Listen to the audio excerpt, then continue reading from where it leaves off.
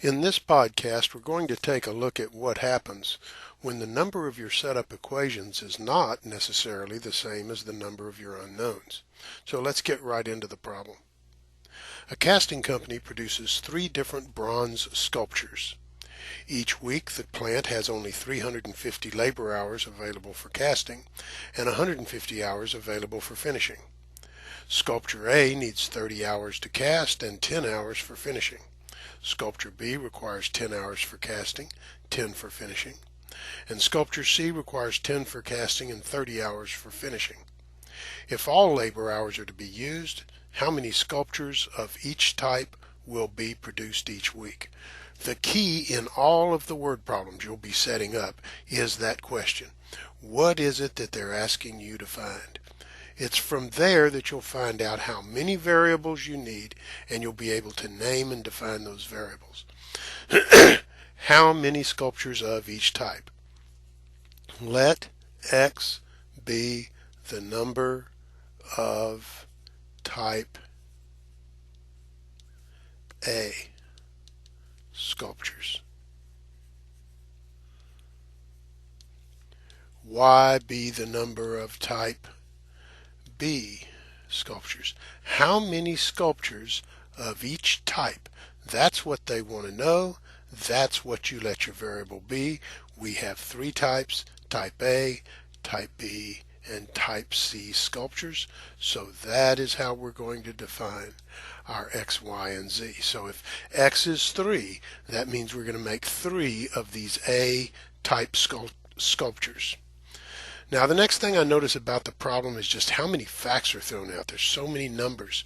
A lot of times it's helpful if you could condense those data into a table format. So I'm going to try to do that. We'll categorize them by the sculpture type. So I'll put Sculpture A, Sculpture B, and Sculpture C. And then what we're interested in is casting and finishing. So that's the basic structure of my table. Maybe I'll add a little bit to that, but that's pretty much how we're going to do it. Sculpture A needs 30 hours for casting, 10 hours for finishing. So I put 30 under casting, 10 under finishing. Sculpture B, go to the B column, needs 10 for casting, 10 for finishing. Sculpture C, 10 for casting, 30 for finishing. And we've pretty much finished it. Now, the other thing that we have in our table is total labor hours available for casting and finishing. So I'm going to put my total down here so that I'll be able to enter into casting and finishing. Total labor hours for casting, 350, for finishing, 150. And now I've got my data organized, and if I could see how to set up one equation, the organization here might tell me how to set up another one. So let's see. The first big clue is there are 350 labor hours available for casting. And we're going to be casting 3 types, and the number of type A's that we're going to cast is X. That's the way we've defined our variable. Now, if I casted 1 type A, that would take 30 minutes. 30 hours, excuse me. If I casted 1 type A, if I did 2, it would be 2 times 30. 3 times 30, or 90 hours to cast 3 of them. But if I do X of them, it'll be 30 times X. So if I want to do a total equation on the amount of hours I have to cast, I'll spend 30 X hours casting my type A sculptures. Each type B sculpture takes 10 hours. So if I do X of them, that's going to be 10X hours that I spend casting type Bs. And type C sculptures also take 10 hours. So that's, and this should have been a Y, because Y is the number of type B sculptures. And Z is the number of type C sculptures. So 10Z would be the number of hours that I would spend casting type C sculptures, and those total number of hours I spend casting, if I'm going to use all my hours, is 350. Well, now that you see that pattern in the first column, it turns out that it's the same pattern in the second. It takes 10 hours to finish an A sculptor, so 10 times 2 to finish 2 sculptures, so 10 times 3 to finish 3 sculptures, so it would take 10 times X hours to finish X number of sculptures. 10 times Y to finish 10 B sculptures, or Y B sculptures, and 30 times Z would be the number of hours it would take to do the finishing on Z C sculptures. One C sculpture would be 30, two C sculptures would be 2 times 30, so Z of them would be Z times 30. And the total amount I have time for finishing is 150. Now I can pretty easily set that up as a augmented matrix, but I see this common factor 10 in everything, so I'm going to first off reduce everything by 10. I'll take this whole side, divide every term by 10, and take this side and divide by 10 and do the same on the second equation because I've got all these extra 10s. So now the first equation says 3x plus y plus z is equal to 35, and the second one says x plus y plus 3z is equal to 15. Now I want to get that in a Gaussian form, and I'd like to lead with a lead 1. Well, if I had my second equation on top instead of on the bottom, I'd be leading in the upper left with a lead 1. So I'm just going to switch the two equations around and write it as an augmented matrix. So the second equation will be on top, so that's 1x plus 1y plus 3z equals 15.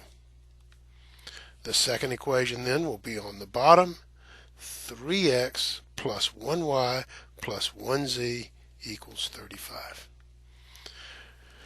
Well, shoot, I'm almost there. All I have to do to get a 0 down here is do negative 3 row 1 plus row 2 and insert that into row 2.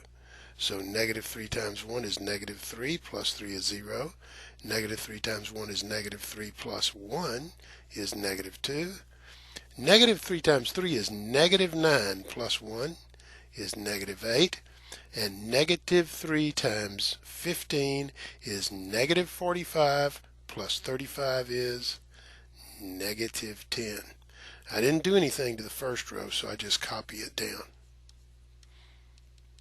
Now if this was just a lead 1, I'd be finished. So I do row 2. I don't want to do it there. I want to do it at the bottom of the thing. So I'll do row 2 divided by 2. 0 divided by 2 is, now I want to divide by negative 2 because they're all negative signs.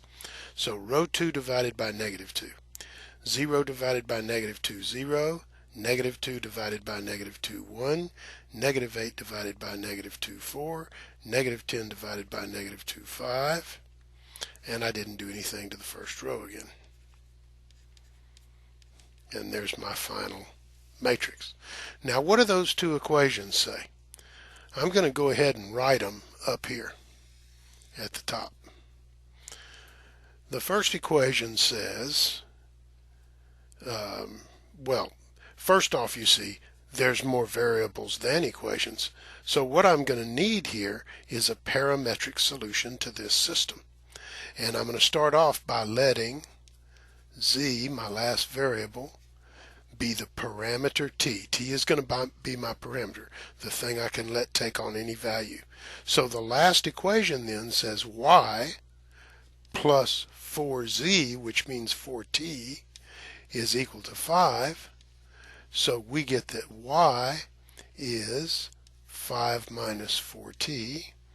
And then the first equation says x plus y, which is 5 minus 4t, plus, what was it, plus 3z right here, plus 3t, because z is t, is equal to 15.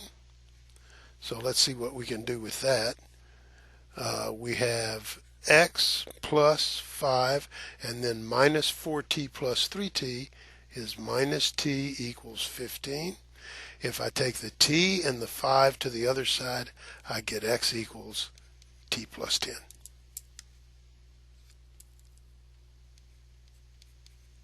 So my solution is t plus 10, 5 minus 4t for y, and t for z, and that's for all t. But is it really for all t? See, it's not as much for all t as you might think, not because of the equations. Yes, in the equation form, and I'll rewrite my solution here. T plus 10, 5 minus 4t, and t. Yes, just in a pure form of the system of equations, it's for all t, but all t does not work here. Remember, these are numbers of statues. X, t plus 10, is the number of type A sculptures that you're going to make. So that means that t plus 10 cannot be negative. T plus 10 has to be greater than or equal to 0, which says t has to be greater than or equal to negative 10. See, that puts a restriction. It's not a restriction from the system of equations, it's a restriction from the word problem. T itself has to be greater than 0. Well, greater than or equal to 0, I guess you could make no C sculptures. Take a look at the second one.